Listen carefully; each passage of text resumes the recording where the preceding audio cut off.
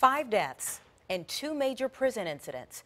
Those already behind bars are the ones committing the crimes. You remember the cases: a prison guard attacked by an inmate in Bertie County, and an attempted escape that turned deadly for several workers in Pasquotank County. So what went wrong? And has anything changed since the 78-page federal report on the North Carolina prisons rather? 10 of your side's Laura Caso investigates whether the Department of Corrections can be corrected. Laura? Yeah, when you think prisoners, you know there are people watching them day in and day out. But what about the staff and corrections officers locked in with those prisoners? What we found out is that there are problems inside.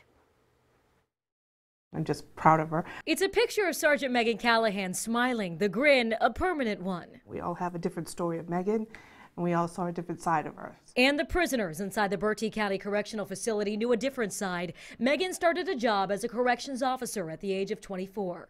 This was a violent place, and still didn't think that it would be as violent as it was. On April 26, 2017, she learned she was wrong after a phone call.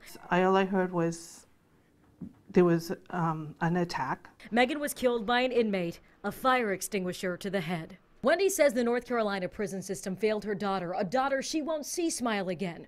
Her car still parked where Megan would have left it. It doesn't even drive. I can't let go of it. I can't let it go out of my driveway. 911, how may I help you?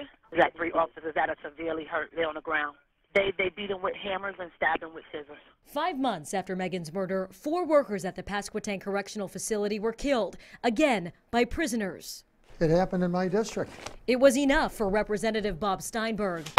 These are emails and letters.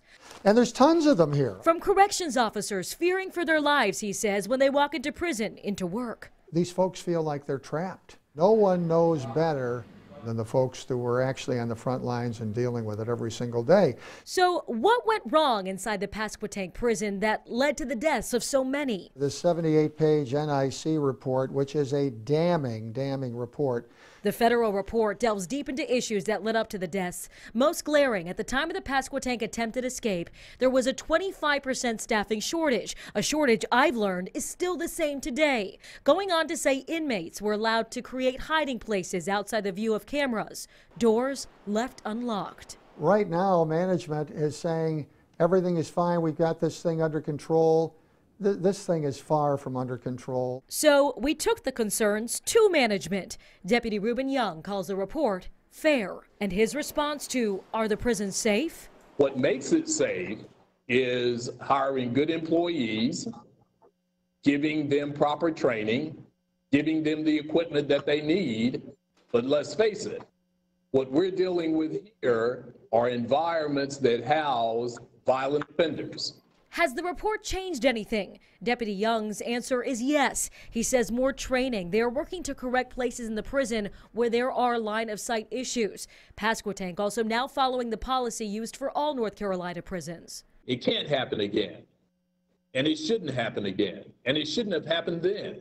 We need massive and overall reform, including assistance by the National Guard or creating a joint committee with subpoena power to look into this. We've had 5 murders. How can you possibly just kick the can down the road and hope that nothing happens again? A mother not only fighting for her once always smiling daughter, but also for the rest in uniform so they can drive home to the ones they love. I don't have anything to lose. I lost what I had to lose.